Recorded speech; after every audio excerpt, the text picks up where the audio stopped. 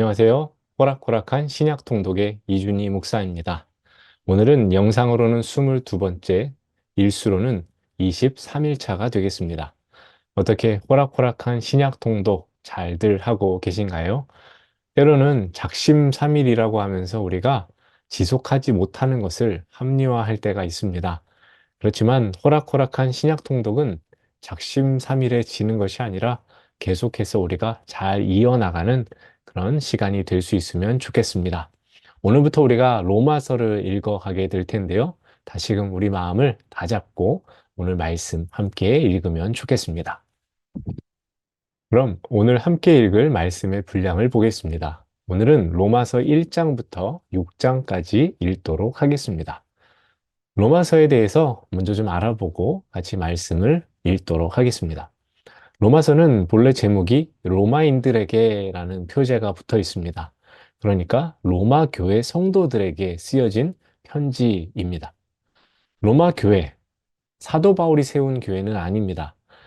그러면 로마 교회가 어떻게 세워졌는지에 대해서 우리가 알아볼 필요가 있는데 여러 가지 설이 있습니다. 먼저는 오순절 성령 강림 사건 때 예루살렘을 방문하였던 이들 중에 예수 그리스도를 믿고 로마로 돌아가서 교회를 세웠다라는 설이 있고, 또 하나는 아시아와 그리스도 여러 지역에서 바울이나 다른 제자들에 의해서 예수 그리스도를 믿게 된 이들이 로마에 가서 교회를 세웠다는 설이 있습니다. 중요한 건 로마 땅에도 복음이 전해졌고 그곳에 교회가 존재하고 있었다라는 것입니다. 로마서는 의심할 여지 없이 바울이 썼습니다. 바울이 말하면 더디오가 대피를 하였던 것으로 보입니다. 로마서는 바울의 가장 대표적인 교리적 서신인데 주 57년에 쓰인 것으로 추정이 됩니다. 바울의 제3차 선교 여행이 끝나갈 무렵 바울은 고린도에 머물면서 로마로 갈 계획을 세우는 가운데 로마서를 썼습니다. 로마서를 기록한 목적은 크게 세 가지입니다. 교리적인 목적이 있습니다. 오직 믿음으로 구원받는다는 복음을 변증하기 위해서, 또 선교적인 목적으로 로마 교회에 자신의 복음을 소개하는 한편 장차 스페인 선교에 대한 지원을, 로마 교회의 지원을 기대하면서 썼습니다. 그리고 목회적인 목적이 있는데 로마 교회 안에 유대 그리스도인들과 이방인들 사이의 갈등을 치유하고 교정하기 위해서 쓰였습니다. 로마서는 총 16장으로 되어 있습니다. 크게 두 부분으로 나누어지는데 1장부터 11장까지는 교리적인 부분을 다루고 12장부터 16장까지는 그 교리를 바탕으로 한 구체적인 실천에 대해서 다룹니다. 로마서에는 복음의 진수가 담겨 있습니다. 복음이란 무엇인가? 복음은 어떻게 사람들에게 나타나는가? 복음의 효력이 무엇인가? 복음으로 구원을 받은 성도들은 어떻게 살아가야 하는가라는 것이 로마서의 핵심 내용으로 들어 있습니다. 바울은 복음이란 예수 그리스도를 통해 계시된 하나님의 구원의 좋은 소식이며 이것은 곧 하나님의 의라고 했습니다. 사람이 구원을 얻을 수 있는 길은 오직 하나님의 의를 힘입는 것입니다. 로마서의 핵심 구절은 1장 16절 17절인데 내가 복음을 부끄러워하지 아니하노니 이 복음은 모든 믿는 자에게 구원을 주시는 하나님의 능력이 됨이라. 먼저는 유대인에게요 그리고 헬라인에게로다. 복음에는 하나님의 의가 나타나서 믿음으로 믿음에 이르게 하나니 기록된 바 오직 의인은 믿음으로 말미암아 살리라 함과 같으니라. 아멘. 그럼 1장부터 내용을 좀 보겠습니다. 편지는 수신자가 누구인지를 밝히고 수신자를 향한 인사로 시작되어지는데 바울도 수신자인 로마 교회 성도들을 향해 자신을 그리스도의 종이며 동시에 사도로 부름받은 권위에 대해 기술하면서 로마서를 시작합니다.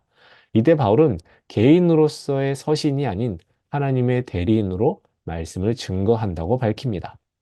바울은 아직 로마에 가본 적이 없지만 로마를 방문할 계획이 있음을 언급하면서 자신의 사도로서의 사명 그리고 로마를 방문하고자 하는 목적에 대해서도 이야기를 합니다.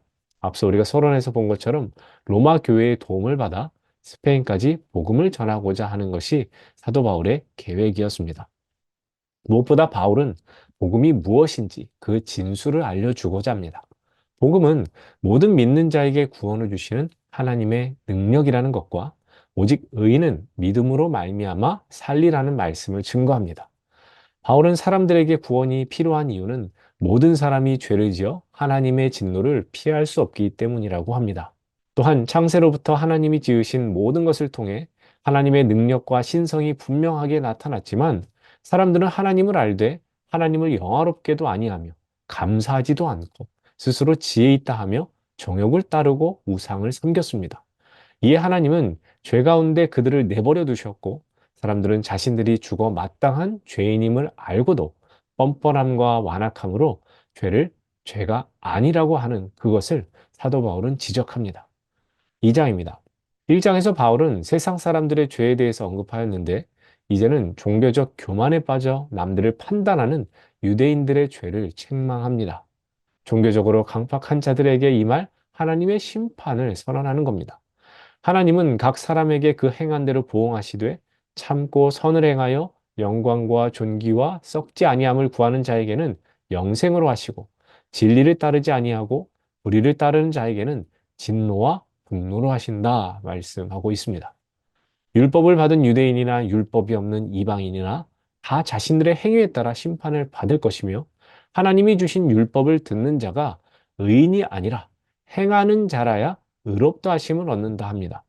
육체의 할례자가 하나님 백성이 아니라 마음으로 할례를 받은 영적 이스라엘 백성이 진정한 하나님의 백성임을 말하는 겁니다. 외모가 아닌 중심을 보시는 하나님, 우리는 바로 그분 앞에 서 있음을 항상 기억해야 되겠습니다.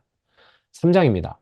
바울은 유대인들이 하나님의 말씀을 맡은 자들이 되었지만 율법을 지키지 않음으로 하나님의 심판을 받게 되었다고 합니다.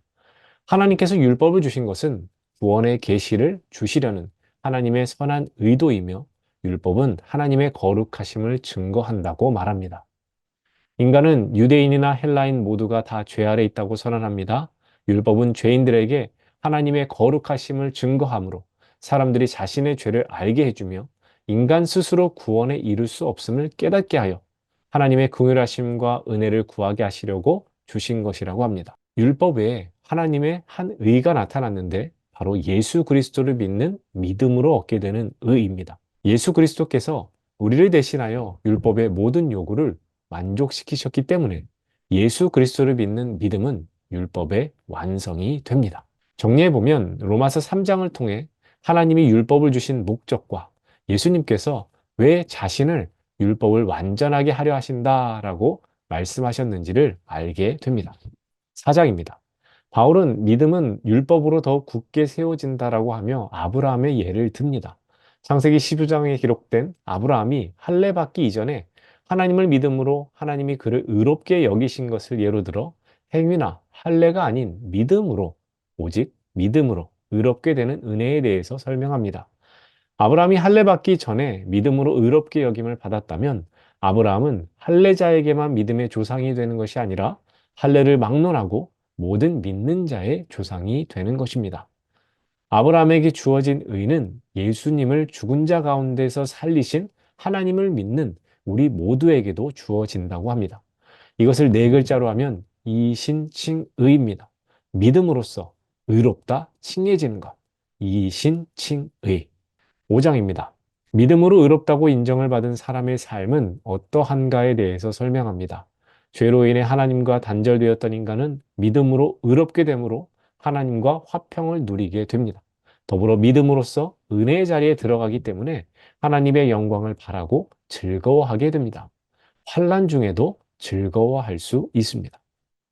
누구든지 다른 이를 위해 대신 죽는 것은 참으로 어려운 일입니다. 그런데 우리가 아직 죄인 되었을 때 그리스도께서 우리를 위해 죽으셨습니다. 자신을 내어주신 예수 그리스도를 통해 하나님께서 우리에 대한 자기 사랑을 확증하셨고 이로 인해 하나님과 화목하게 되고 주 안에서 구원의 즐거움을 누리게 되었습니다. 아담 한 사람의 죄로 모든 사람에게 사망이 왔지만 예수 그리스도 한 분으로 의와 생명이 믿는 자들에게 주어졌습니다. 이는 하나님과 예수 그리스도의 은혜로 말미암은 선물입니다. 6장입니다.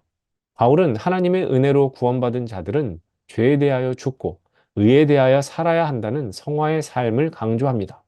성도가 그리스도를 믿고 세례를 받은 것은 옛사람이 그리스도와 함께 죽고 새 사람으로 다시 태어나는 것입니다. 예수 그리스도의 죽으심은 죄에 대하여 단번에 죽으심이요. 예수 그리스도의 부활은 하나님께 대하여 살아 계시는 것이기에 성도는 더 이상 죄 아래에서 종노를 할 것이 아니라 그리스도의 거룩한 종으로 살아야 합니다. 종교개혁가 루터는 성도된 우리는 의인이면서도 죄인이라고 했습니다.